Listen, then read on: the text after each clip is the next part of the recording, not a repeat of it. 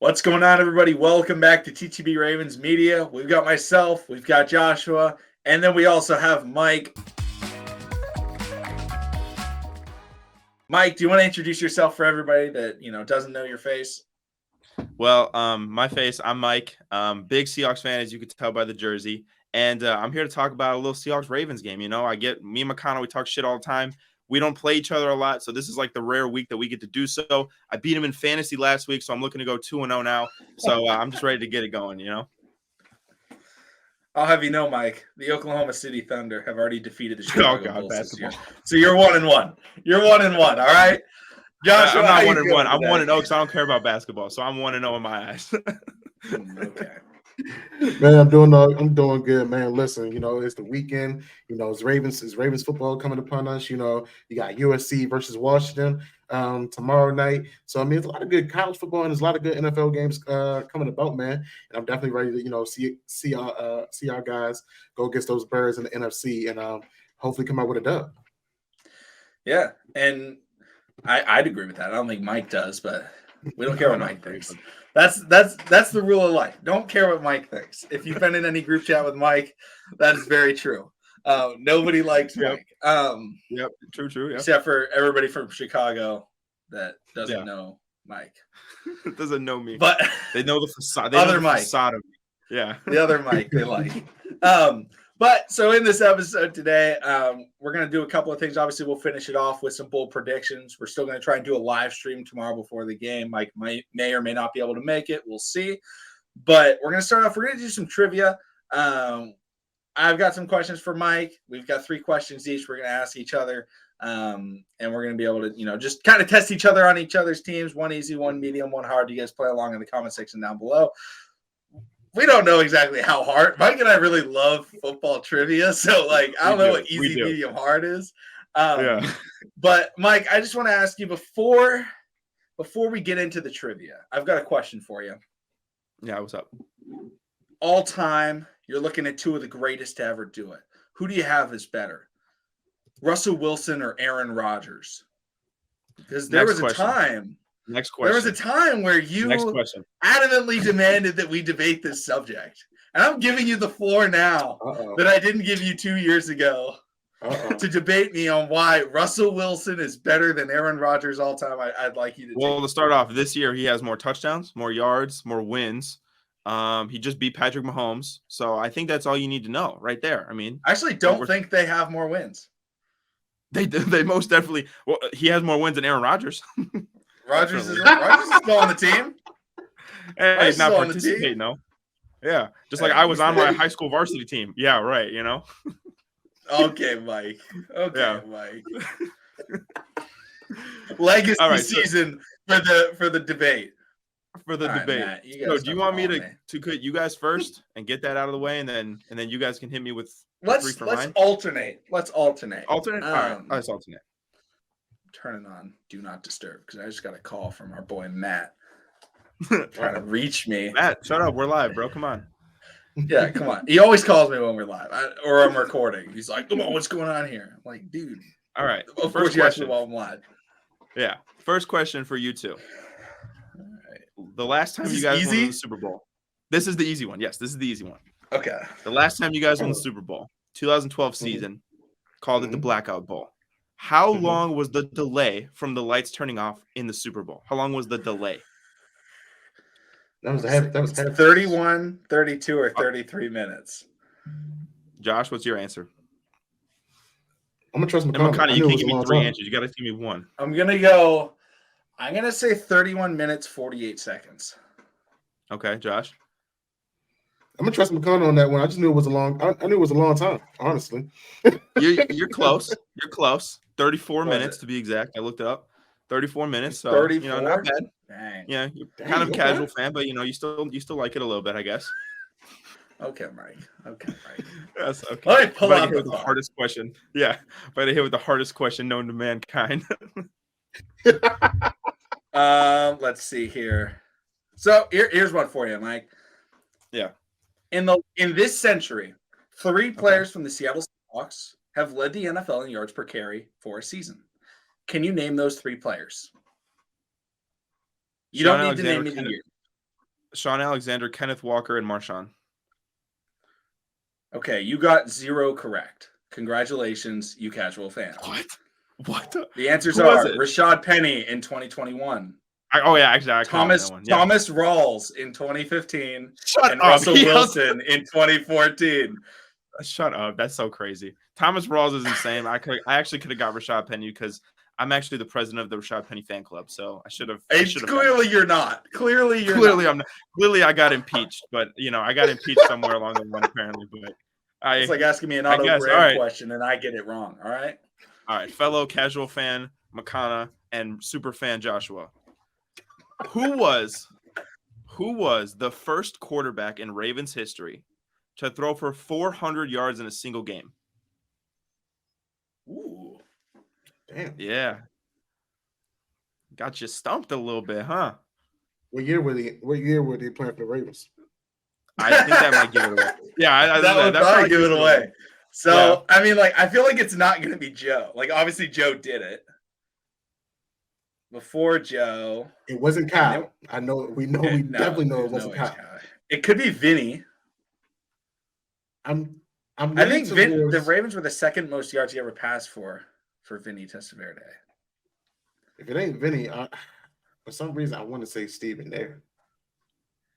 I could be wrong with there.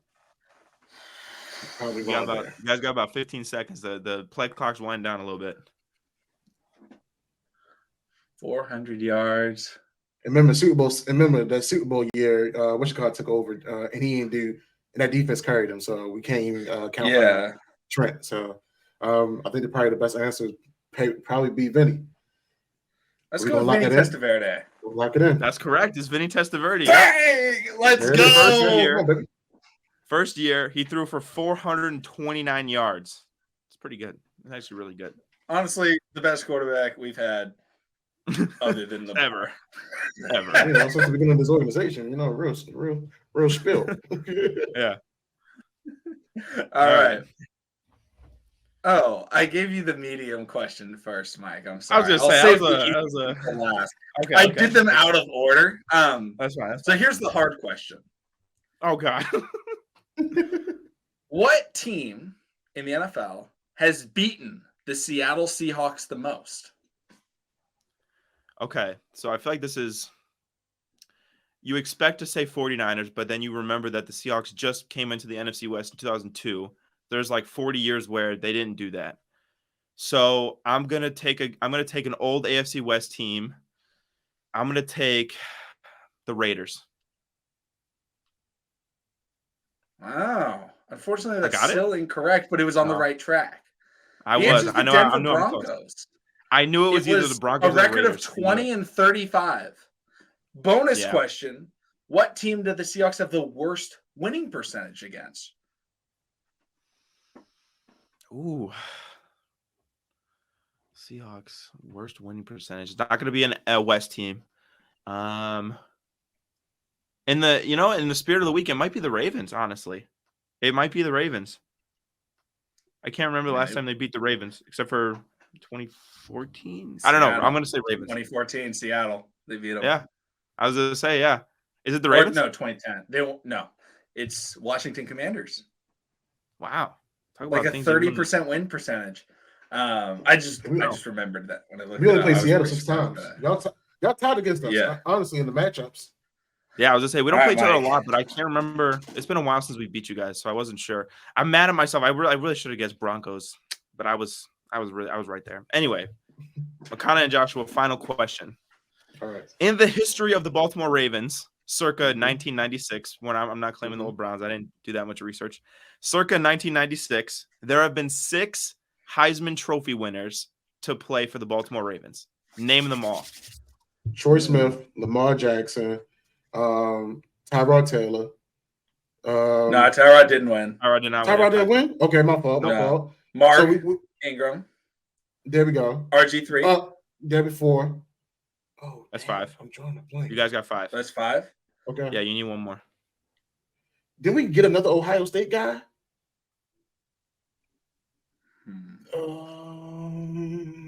So far you have Lamar, RG3, Mark Ingram, and Troy Smith. Ooh.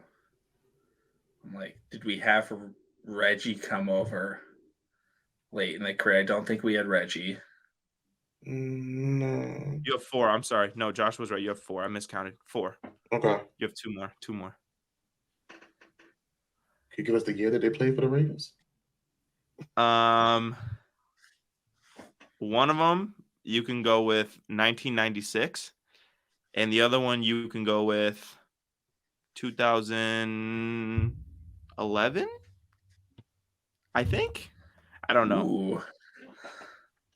Willis McGahee didn't win the Heisman. I know that. No. 96. Oh. I wonder if it's like just a quarterback came and backed us up. But It probably was. We had Lionheart. Yes. One of them is 2011, and the other one's in 1996. At least 1 year. 2011 Ravens. Mm-hmm. What position? Oh, I can't. Offensive defense. I mean, it's quarterback or running back. It's going to be quarterback or running back because we didn't have Charles Woodson. So, trying to think who was back. Well, 2011 backup quarterback, I think, was Tyrod. Or 2012 was Tyrod. Yeah. Running back then, it was Rice, McGahee. Yeah. I'll give you guys another 45 seconds to a minute. Ooh. I'm drawing a blank. One of them's kind of obvious. One of them's kind of obvious, to be fair. To be blunt. We had LeGarrette Blount. He didn't win the Heisman. Blount didn't win the Heisman. Oh, I was about to say. You guys give up after getting 4 out of 6? Yeah, mate. What are the positions? Quarterback and running back. You got them. Quarterback. So 96 running back, and I'm not telling you the position for the year. I'm saying one of them's a quarterback, one of them's a running back. Remember, we did. Priest Holmes didn't win the Heisman, did he? No. Okay. McConnell, you give in? I'm trying to think of just some random.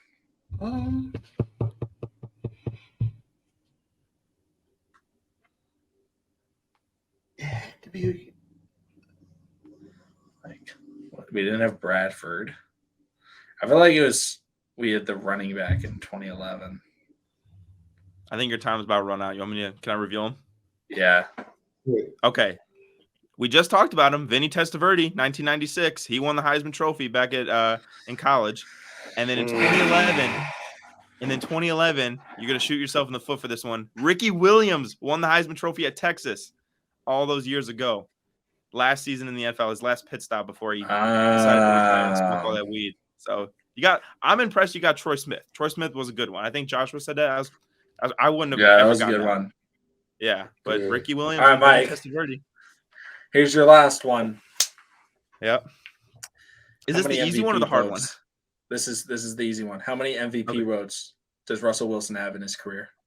Get out of here. Get out of here. How many MVP votes? He's got 0. Fuck you. Okay.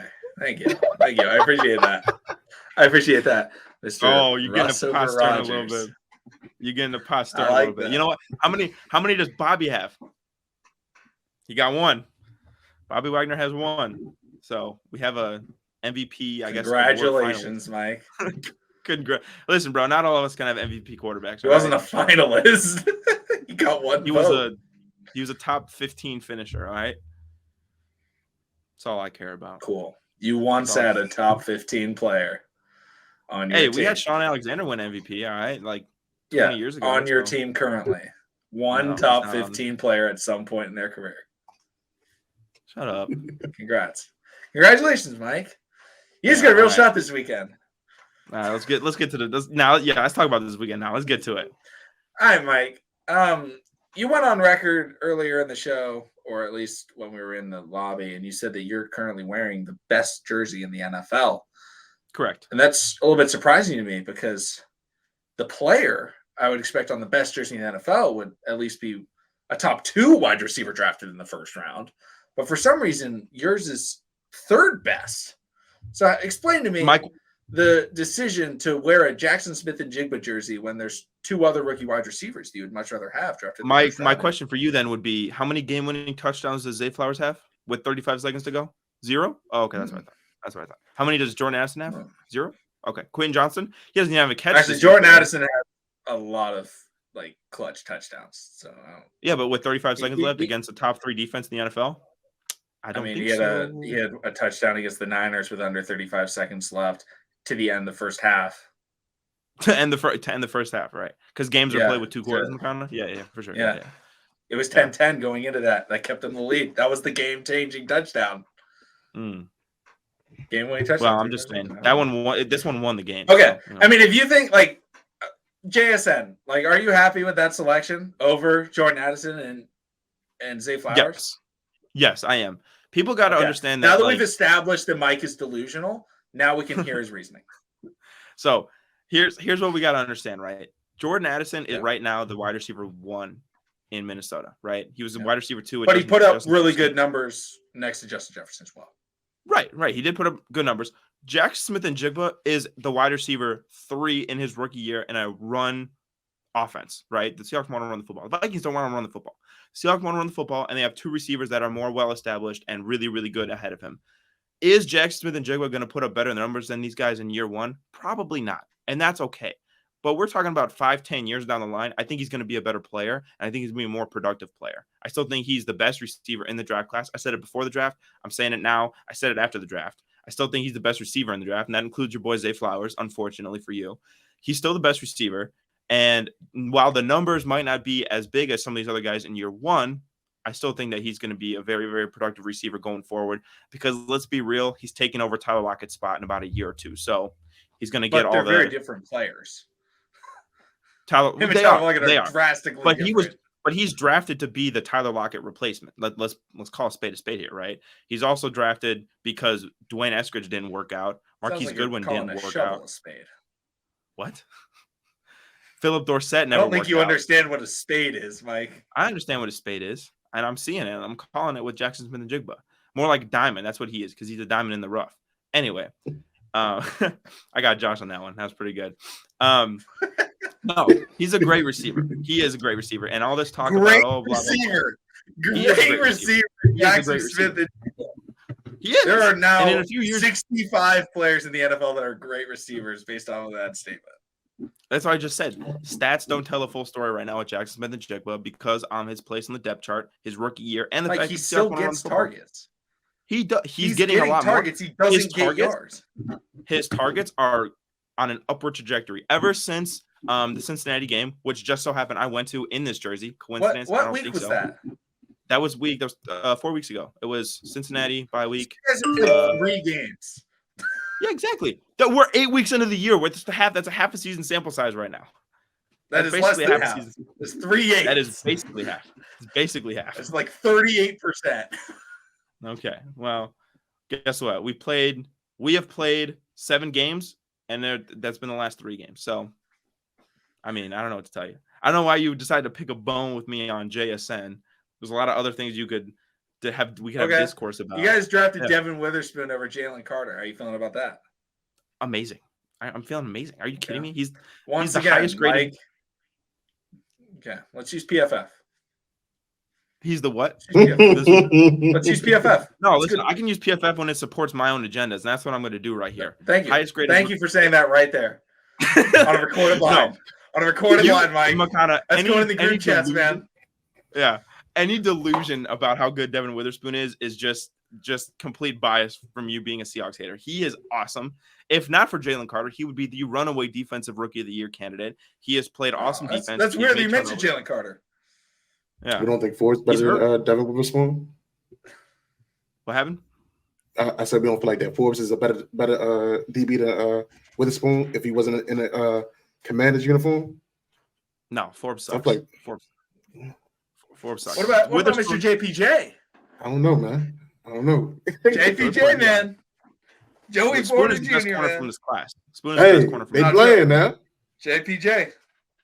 I'm just saying. JPJ definitely was like Mike, I will bet you $100 that in 3 years, Joey Porter Jr. is better than Devin Witherspoon. McConnell, I don't really want to better. take He's any better more, right now. McConnell, I don't want to take any more of your money because you bet me before the year that the Bears would have a better record than the Seahawks, and you're going to owe me about $75 at the end of the year. So I don't really want to take any more of your money. And Mike, that bet's not over.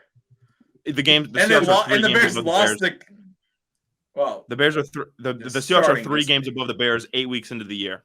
Pretty sure we're all right with that one. So all right. And Justin Fields is still out. That. So I already kind of made a payment. Yeah, I know. Not that it makes much of a difference because they were getting smoked with him in as well. So, by the way, shout out Justin Fields right there. I got it.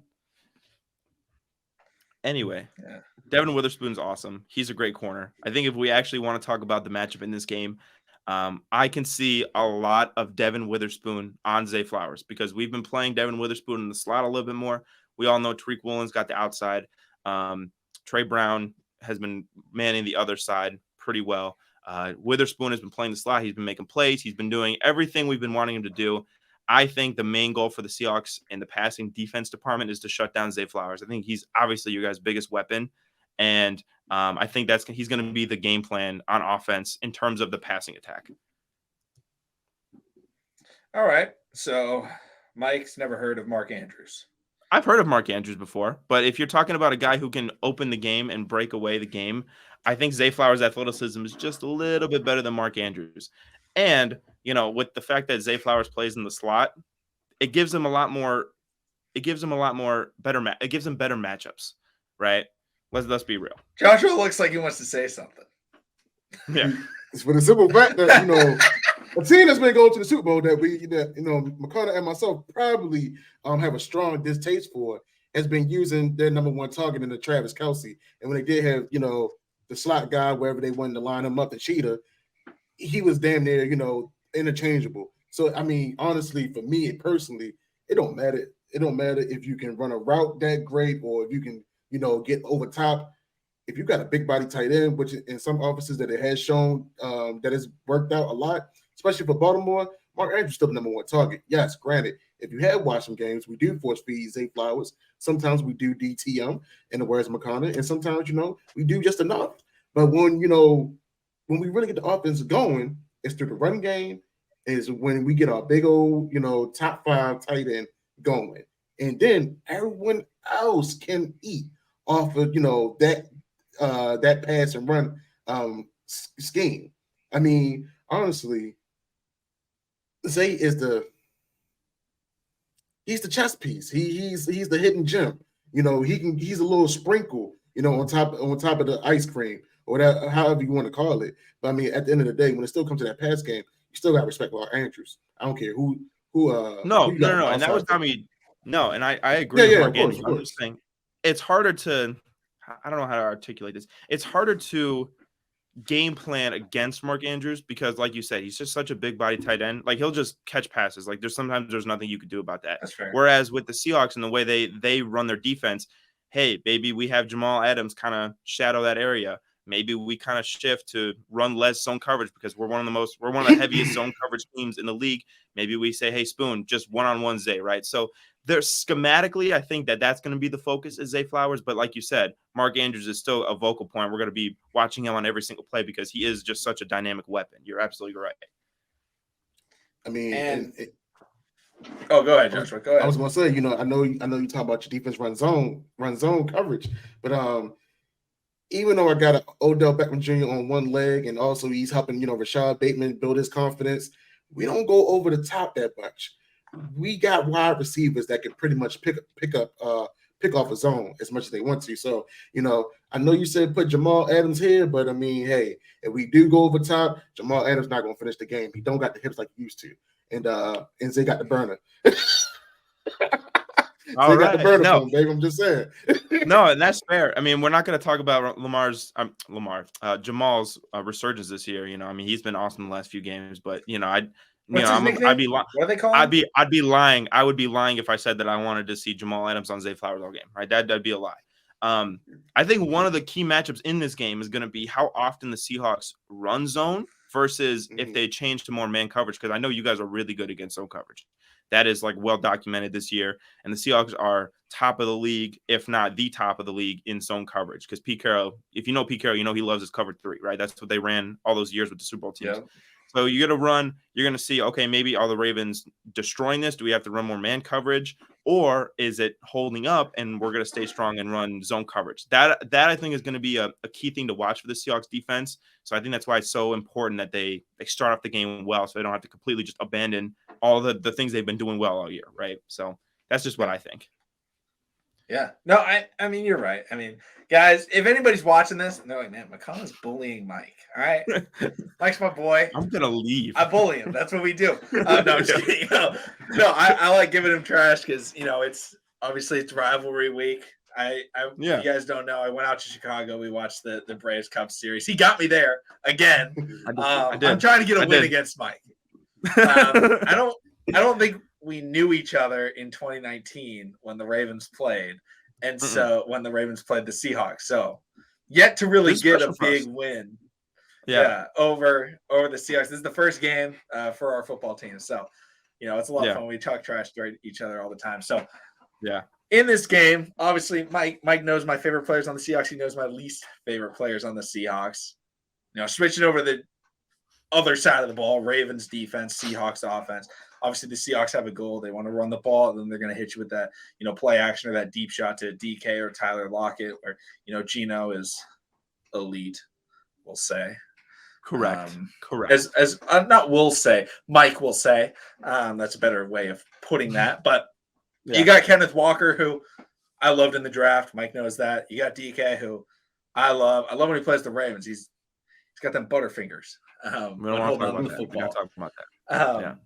But you're facing off against this defense, Mike, which has been one of the best, if not the best defense in the NFL. I think that, top two so far this year have been the Browns, which you guys have already played, and then the Ravens in terms of just yards against and points allowed. The Ravens defense leads the NFL in sacks, or at least they did. I'm pretty sure they still do. They got a lot of sacks against the Cardinals, so I would assume they do unless some team randomly went off and I didn't hear about it. But you're going against them. You're going against Roquan Smith, who I know you've watched a lot as a Bears fan, which that's kind of weird. You have two teams. We're not going to talk about that. Seahawks are my favorite. The Bears, they're my family's team. I support them. Yeah. That's why. Yeah. I don't see any Seahawks jerseys on his wall though. You don't see DK Metcalf right there. You don't see that. I actually don't. Okay. All right. Does that say Metcalf? I thought it said Vic. Yeah. No. Right there. Sorry, I'm pointing the wrong way. There. You're like pointing at the Mike Victor. Okay, there we go. I didn't see the DK one. I'm sorry, Mike. I'm sorry. It's just front and center. Yeah, no worries, bro. Anyway, so you're talking about the Seahawks offense against the Ravens defense, and you guys have been a really good defense this year, right? That's pretty much the staple of the John Harbaugh Ravens. They always kind of have good defenses, and I think some franchises just always kind of have good defenses. I think the Ravens are one of them. The problem for me, in terms of the Seahawks offense, is they're turning the ball over too much, right? Geno Smith, I think he's actually played good this year, but he has a few plays every single game where he just puts the ball in harm's way, right? People are not going to remember this unless you actually watch the Seahawks game. Geno had a pick six dropped, like on an out route, kind of undercut it. I think he misread the leverage of Jackson and Jigba, underthrew it. It was pick six city. The guy just let it go right through his hands, right? That's why he's playing defense. But what I want to see, and what I actually haven't seen this year, I want to see the Seahawks take over the game running the football. Kenneth Walker averaged 8 yards per carry against the Cleveland Browns last week, and he didn't get that many carries, right? Zach Charbonnet has been a really nice change of pace back who can, bruise his way for tough yards.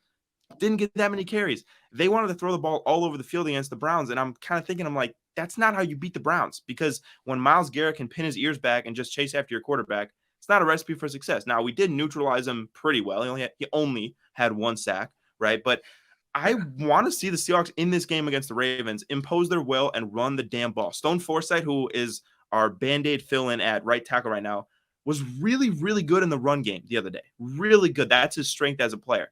So you have an offensive line who's getting healthier. We still don't have Abe Lucas back, but we're getting healthier. I want to see Kenneth Walker run the ball. I want to see Zach Charbonnet run the ball. And guess what? The more we run the ball well, the more that Lamar Jackson isn't on the field. So by playing this style of offense, it actually helps our defense out more. So I want to see the Seahawks run the damn ball on Sunday against the Ravens. Yeah. I think that's the exact way to force it, because the Ravens, traditionally, the way teams have beaten them with this year, last year. It's been through running the football. Obviously, the Ravens still have a very good run defense. They're difficult to run on. However, it can be done. The Cardinals did a very good job last week of running the football. That's how they were able to move the ball, was running it.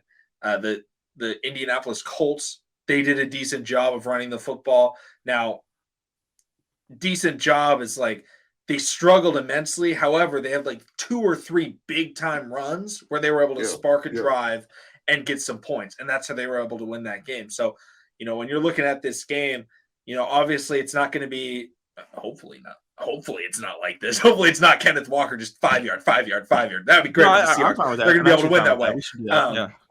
Yeah, that'd be that would be a game plan right there. That's okay what's your game plan? Score more points, right? If it succeeds, it succeeds. But, I think the Ravens, the key is stopping the big runs, right? Because Kenneth Walker is very good at breaking tackles. He's very elusive. He's very quick.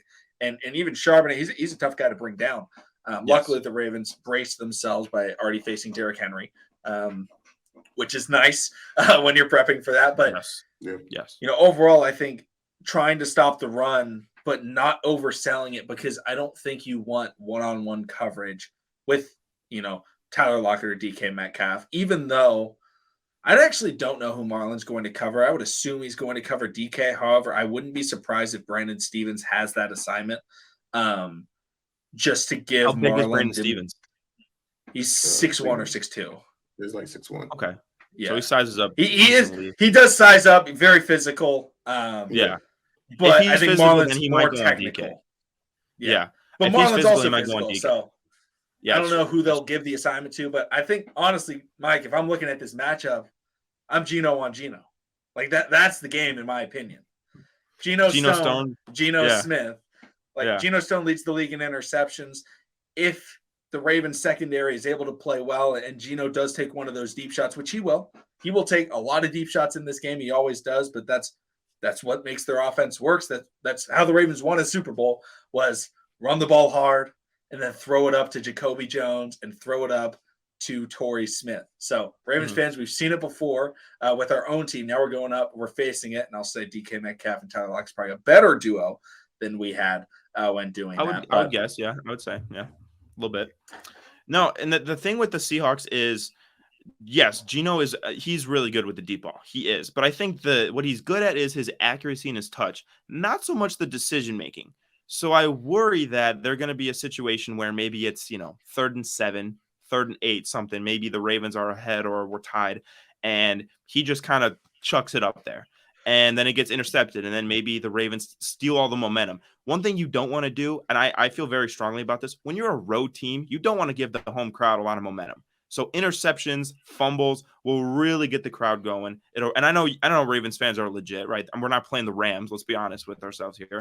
I know Ravens fans are legit. So if Geno throws a pick, regardless of the score of the game, it'll get the Ravens going, right? It'll get the home crowd involved. And I really worry that could turn the tide in the game more than like an interception at home would. So you're right. Geno on Geno is a big matchup. Don't throw an interception, Geno. Play clean football, right? Let the game unfold naturally. Don't make any stupid reads. Take what the defense gives you. And if you're gonna throw it up, this is what my quarterback coach always told me. If you're gonna let your guy make a play, throw it where nobody else could get it but him, right? It's either DK catches it or it goes out of bounds. I don't care if it goes out of bounds. You punt the ball. Was that your varsity coach? It was my varsity coach. Yeah, he did tell me that. Go ahead. I know you're about to say something. Go ahead. No, you said it earlier. You're right. I did say it earlier. Maybe JJ took it to heart. I mean, that's nice, bro. That's why I was so cerebral, bro. I was never in. I was just all the mental reps were going to me. Don't put the ball in harm's way, please. I think he threw 2 interceptions against Cleveland. There were probably 2 more that were interceptable. Don't do that. Not with the Ravens, right? We can't be doing that. So you're right. I actually agree. Geno on Geno, huge matchup. Do not turn the ball over. I think it'll be fatal for this. And obviously, you don't want to give Lamar Jackson extra drives. It's never a recipe for success. So don't turn the ball over. I mean, I definitely love the fact that you brought up, Kenneth Walker in y'all run game. I mean, when Kenneth Walker gets going, he gets going for sure. And, one thing for certain, 2 things for sure. I think the Arizona Cardinals showed a way that teams could try to have an effective run game, and that's pulling guards and also staying the hell away from Roquan Smith. Because Roquan Smith, I don't know. from what is it, Macon, Georgia, McConnell. I don't know if he wrestled pigs during the offseason or whatever the case may be, but when he gets his hands on you, he gets his hands on you, and he does not let up. He makes sure you feel it. So I mean, for sure. Kind of like Mike. Uh-oh. Oh man. So much. Oh, I hate man. you so much. Hey, I ain't got. Listen, shot was fired. Shot was fired. My bad, Mike. All right, bro. All right. Oh, that was a good one. So, but you That know, was a good one. listen, That was a good one. No, that's a good one. But you know, I think the key thing that we're missing out. You know, Mr. wrote him off and didn't write back. I definitely give him his respect, his props for still staying in the league. You know, making a name for himself, and you know, kind of making a home in Seattle. You know, I'm glad you guys' organization trust him and everything like that. But I did hear a clip. I forgot who it was chasing him down, and he was like, "Oh shit!" You know, I think it was Aaron Donald probably chasing him down. Donald, so, yeah, you know, Aaron Donald. all right, so you know we got Aaron Donald's little brother and Justin Matabike. So if he said old stuff in against Aaron Donald, what the hell you think he was against Justin Matabike? Like we gotta give our front seven so much. We gotta give him so much praise because I think that's one of the positions that we was mostly worried about during the offseason, McConnell. And these guys have shown to come alive. You know, granted, Adafio Way has come back, you know, from injury. He's still getting his footing. I guess we gotta, you know, see how he continues to produce for throughout the end of the year. But Kyle Van Noy, the addition of him, Jadeveon Clowney, yes, he could damn near have 10 sacks. Even though he just can't finish. But you know, hey, if we can get these guys going and moving, I can say that again. I knew you were gonna. No, I knew you were gonna. I was ready for it, you know. It's gonna be a rough day for Seattle, but you know if you guys can keep the pocket clean, if y'all can establish the run game against us, and there's gonna be times when you all's wide receivers get the best of us. We have seen it, you know, out of our Ravens defense because at the end of the day, if the offense does not establish, you know, our offensive scheme, does not get points and put the defense back on the field immediately, we have seen the defense get worn out and ran down. So I mean, by all means, if we can, you know, get our offensive game going, take up time of possession, and score by any means necessary. I don't know. I don't know if y'all gonna see the field a lot. I'm just saying, you know. Yeah, no, that's a great. I think I actually kind of wanted to touch back on Seattle's defense now that you said that. I mean, realistically, by the way, you guys are going to be blocked by 41-year-old Jason Peters. I don't know if you're ready for it. I don't know if you're ready for the 20-year-old veteran in Jason Peters. That doesn't tell you how many offensive line injuries we've had. So whatever. But going back to the Seahawks defense, which has not been good for the past several years, it is actually good this year, right? And I think the biggest question that is left to be answered is this defense like legit, or are they just kind of beating up on bad teams, right? Because, you know, we beat the Cardinals, we beat the Browns, we beat the Giants, we didn't beat Joe Burrow. We played good against Joe Burrow. I want to see them go up against a legit superstar quarterback and a really, really good offense, see how they do. New addition, Leonard Williams, he's going to play, right? Can he hound Lamar? Can he make his day bad? Are we able to get after Lamar? Are we able to clog up the running game? Because our running game, the last year, our running defense was our kryptonite. I think we were 30th in the league in rush defense. It was terrible. This year, we're much improved. We're top 10, 9-ish, much like leaps and bounds better. So I think the key matchup on defense is going to be just keep everything in front of you. You're going to score points, right? The Ravens we're not going to just go into Baltimore and blank the Ravens, right? It's not going to happen. Keep the game manageable, right? Don't let them be crazy on third down. Don't let them convert it at like an 80% clip. Sometimes it feels like the Seahawks defense does that. Don't let any big runs. Keep Lamar, you know, contained for the most part. I thought Arizona did a pretty good job of that last week. You know, Lamar statistically didn't have a huge day. Obviously, I know you guys still won the game, but Lamar didn't have a huge game. And just keep them in front of you, right? This is a team in the Ravens that I actually have McConnell, cover your ears, that I actually have a lot of respect for.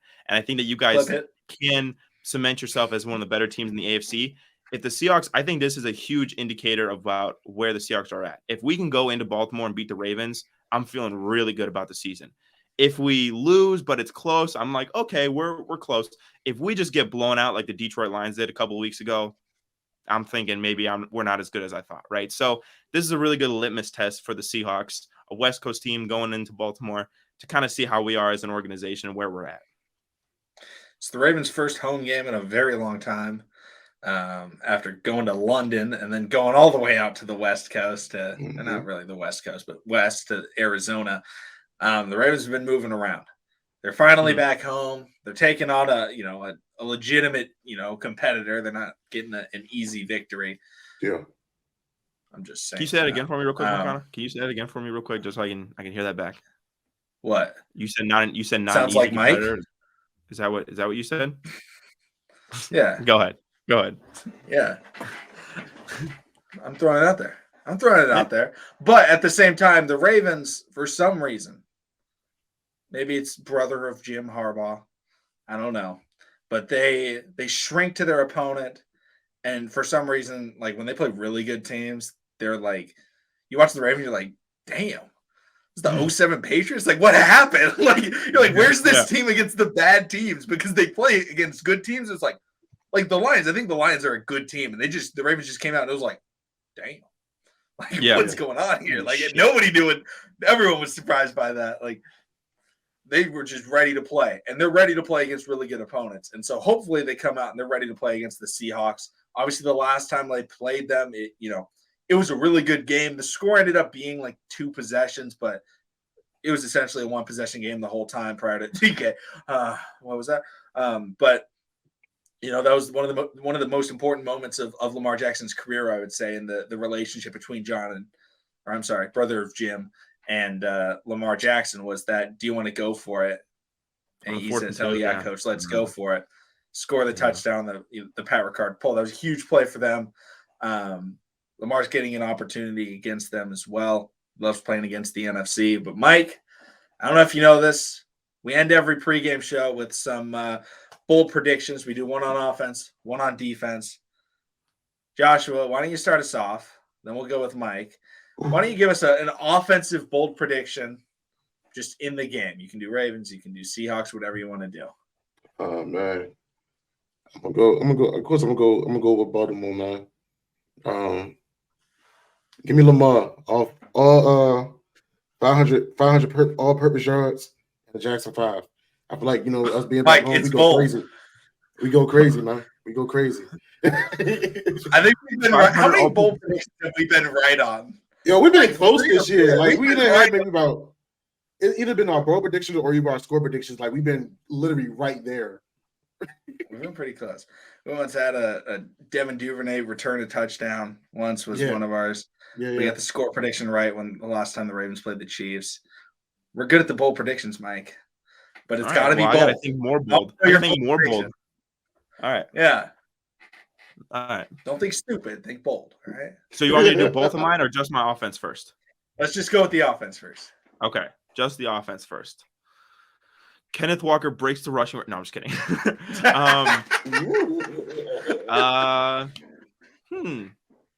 You know what? Geno Smith, 3 touchdown passes. That's what I'm going with. 3 touchdown passes. That's not bold. Come on. No, it is. He's not. Who's it going to? Who's it going to? Call the players. JSN. Shout out my boy. Will Disley. Okay. There's the bold. Yeah. And throw out Bobo. Throw some. Zach Charbonnet, first touchdown. Okay. Charbonnet, Disley, and JSN. Yeah. There we go. I like it. My offensive bold prediction, I'm going to go out there. I'm starting him in fantasy this week. All right. That is how down to the wire we are. Isaiah Likely scores a touchdown. Oh God. Yo, it would be lovely. He needs one. Yeah. I'd say it's more than likely. But okay. Then I'm going to go with, I'm calling it every week till it happens. Odell Beckham Jr. passing touchdown. Until it happens. I like it. He loves to throw the ball. Does it count if his pass gets intercepted and taken to a touchdown? Is a pick 6 in play here as well? Mike, that could be a bold prediction from you. All right. If you want to say pick six off of an Odell Beckham Jr. pass, you go right ahead. If that hits, I think this is like the what do they call it? Monday Night Football with Peyton and Eli, the face on the wall.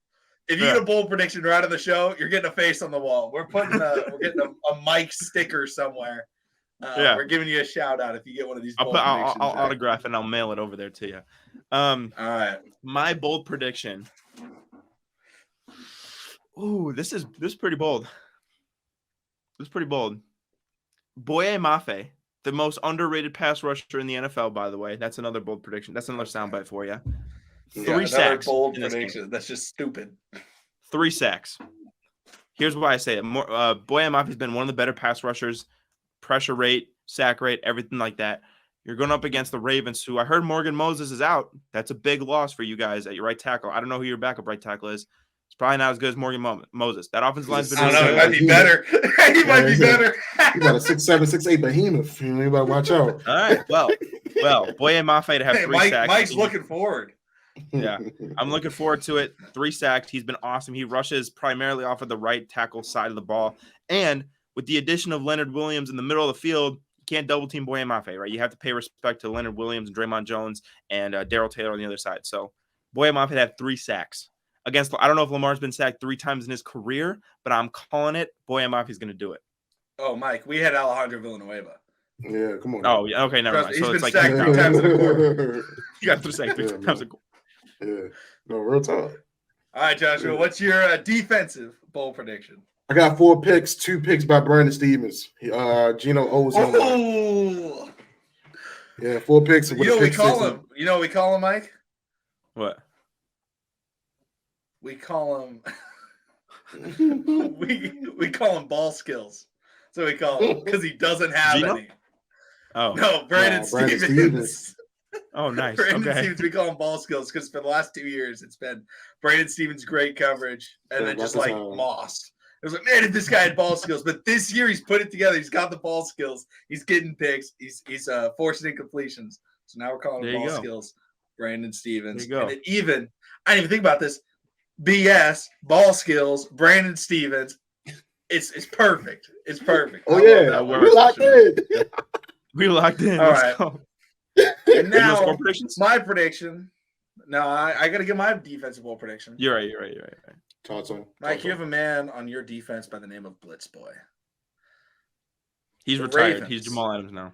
A better Blitz Boy. BBB. The Better Business Bureau, Big Baller Brand, Better Blitz Boy. Kyle Hamilton, sack on Gino, as well as a pick 6 in this game. Better Blitz Boy, BBB. Also stands for something else. I'm not going to go there. Why are you laughing, Mike? Why are you laughing? No, absolutely destroys Geno Smith in this game. Interception and a sack in the game for BBB. All right, I like it. Your nickname game is good. It's creative. I will say it's pretty good. BBB. That's a good What's your nickname again? What's your name in my phone? For me, you know I don't know what my nickname and I don't know what my nickname in your phone is. I know what your nickname is. My phone is. It's Mike Defraud for anybody that wants to know. Yeah, the defraud curse. Yeah, that's only been a joke for 4 years. Yeah, I think that was a joke the day we met. Yeah, when those this is a perfect time to mention why we did meet, actually. In fact, McConnell was in a Seahawks Twitter group chat and he DM'd me. I was like, I thought he was a Seahawks fan for like a month. And I was like, what the fuck? You're a Ravens fan? He was like, yeah. I don't know. I actually hate the Seahawks with a burning passion. Yeah. Come to find out, he despises the Seahawks. So I'm the number 1 Seahawks hater on Twitter for a while. Yeah, you are. So, but it's all good. Let's get into some score predictions, though. All right, Mike, you can go last. So you can end it off for us. Yep. Or maybe I end good the way to video end it off before you get yours. No, I'm just kidding. Joshua, what do you got for a score prediction? I mean, since I said 5 touchdowns, I got to go 35-17. I got to go 35-17. I'm not going to say that Seattle's not going to score. I think they're going to try to move the ball down the field. I think they're going to get some garbage We give them some garbage points. So I'm going 35-17. Some garbage points in an 18-point victory is crazy. That's insane. We just did it against Arizona. And they damn near came back and won. So, hey. That's true. All right. What was the score of that Dolphins-Broncos game? Ooh, 70-20. That's your prediction? Yeah. No. 70-0. No, I'm just kidding. No. I'm going to call out. I'm going to say 34.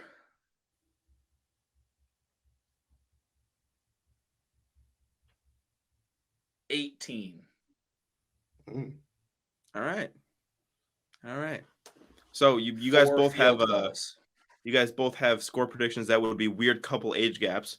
I'm gonna go with a much more reasonable. At least one of ours is legal. That don't really make it a lot better though, McCon. I'm gonna be really. It makes it significantly better. What are you talking about? Well, no, it's better, Call but on it's camera. not. Call on It's camera. still not good. It's still not good. Anyway, where is he? I'm gonna mention Chris Hansen is knocking on my door. I gotta hurry up. There is a 6-point line in this game in favor of the Ravens. Let me mention that, right? I think this game is gonna be 27-23. Seahawks win because I'm gonna introduce both of you men to the random Seattle hijinks that occur every single Seahawks game. I don't care who we're playing. We could be playing, Mike. I'm the number one Seahawks hater. I know about the hijinks. I know about the hijinks, man. I know about the hijinks. The Jamal Adams headbutt interception that won us the game. Oh, yeah. Just Pete Carroll in general. I know about the Richard Sherman injures the kicker and doesn't get penalized for it, and they win the game because they ended the first half. Matthews pulled his hair. That was only after Chris Matthews pulled his hair. So I'm just gonna say that. Anyway, I know about that. Replacement refs. The Jermaine Curse catch prior to the Malcolm Butler interception that was almost the hijinks that won them the game. So anyways, always just hijinks with the game, right? Right. We always have hijinks. Seattle wins on some random hijink bullshit. 27-23. Seahawks get the dub. That's what I'm saying. I want to hear you call it. What's the hijinks? What's happening? Special bowl prediction. We do it sometimes. What's the thing? Okay. Special prediction. John Harbaugh gets an emergency phone call that his brother Jim is getting taken to jail. I don't know what John. Okay, so Jim's brother is getting a call that Jim is getting sent to jail for the Michigan cheating scandal. He leaves the game. Greg Roman replaces him, fucks up the whole second half offensively. You just run QB draw down the field. Tariq Woolen gets a strip, and we win the game because Greg Roman can't run an offense. That's how we win. That's my random prediction right there. Greg Roman walks into the stadium with John Cena music. Yeah. Stone Cold Steve Austin music starts playing. You see Greg Roman on the sideline. Yeah. Maybe the NCAA. maybe the NCAA comes in and handcuffs John Harbaugh as an accomplice to Jim's cheating. That's what happens. All right. So we gotta get him out here. We gotta get John out here some type of way. Okay. Roman comes in like Tyson Fury on the crowd. Legit question: why do all Ravens fans not like John Harbaugh? I'm genuinely asking because I know a lot of you guys. John Harbaugh. Well, I mean, you guys are good every year. I mean, I get that. The team's good every year. That's the thing. Good. Oh, not great. He's not a bad coach. He's just not an elevating coach. He's in my opinion. Let's be real about it. He's mid. He's a top 12 coach. Yes, he's top 12. 12. I would say I think he's not in the middle of the pack. He's at the bottom. I would take Pete Carroll over John. I think Pete Carroll's top 5 coach. I think he's 5 or 6. I agree with that. Yeah. John Harbaugh, I would put it like 12. But the amount of hate I see from Ravens fans, I mean, it's like, bro, send this guy to the guillotine. I'm like, holy shit, what's going on? I guess I understand the. Well, he also keeps coordinators. Like he doesn't make changes, and he kept Greg Roman for like 3 years of just pitiful football, and you're like, dude, make a change. And he was going to be fired. He did this year, 2018. Like, you know that, Mike? He was going to be fired in 2018. John Harbaugh? Yeah. Why? And then Lamar came in.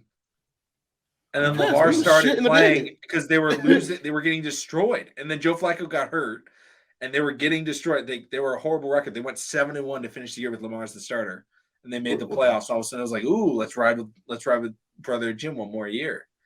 And then we And had then it Morty was MVP Morning. year. Yeah, we had Yeah. Morty Morning with Morty whatever. They didn't even want Lamar. They really didn't. It Yeah. almost became It was just Aussie. it almost became a Dwayne Haskins situation if Joe didn't go down. So Yeah, wow. So Lamar saved Brother Jim's job. That's crazy. no, pretty Correct. much. Exactly. Did you not see the video? Well, I'm pretty sure you didn't. You didn't see the clip when he came over and sat next to him on the sideline. Hey man, these kids are gonna love you, man. They don't want to be like. They're gonna say they're gonna want to be like Lamar. I bet they is. They want to be. They want to be the guy that saved my ass. Sure. They want to be Brother Jim. I can tell you that. Except for Brock Purdy. And also, quick nugget, McConnell. 4 years ago, this is I believe today's the day is when Lamar got passed the torch by Tom, and me and Moms was at the game. We got our little 5 seconds. Yeah, 5 seconds of fame I remember on TV. He's on TV, in the that's video awesome. of when the Ravens beat the 8-0 Patriots, and Lamar had the rushing touchdown. He ran up and I remember that play. I remember that game distinctly. It was Sunday night. Yeah, I Sunday remember Night that game. Football. Yeah, I remember that. They game. panned to the crowd of like Lamar running to the fans, and Josh is right there front row. Really? Yeah, dude. That's go watch the clip. Go watch the clip. Yeah, they got that on the highlight. That's the highlight tape. That's part of the highlight tape on the MVP season. Yeah, that's awesome, dude. That's really, really cool, man. Are you going to the game on Sunday, Josh? You going to this one? Not Sunday. I'm trying to plan on if I'm gonna go Thursday night against the Bengals. That'd be a good one. That'd be good. That'd be in Cincinnati. Mike has experience. No, hell no, not in Cincinnati. I don't want no parts of Cincinnati. Baltimore. Yeah, I was just in Cincinnati. I was at Bengals and Seahawks a couple weeks ago. Not a fun game. Well, it was a fun game, but it wasn't a fun ending. Bengals fans are annoying. I hate them. And I'm never listening to Welcome to the Jungle ever again in my life. I'm so sick. Yeah. I'm so sick of that song. Like, we gotta end it on that. We gotta end it on something like that where we are all in agreement. We all agree on two things. We all agree on the Bengals fans being awful, that the Ravens are winning this football game. Everybody, thank y'all so much. No, we do not. We do not agree on this. Make sure to subscribe. Make sure to check out Mike's channel. Oh my gosh. Having a lot of fun. Shout out to Mike for coming on. Always a pleasure. Joshua, you want to send them off? Hey man, thank y'all for coming in. Mike, thank you for coming on the show with us, man. Definitely would love to have you on the pregame live stream with us. Everybody, let's get ready for Sunday. Let's get ready to get another dub. Make sure you like, share, subscribe, comment, share with your mama and your mama's best friend. Y'all have a good one. Yeah, that one was just for Mike.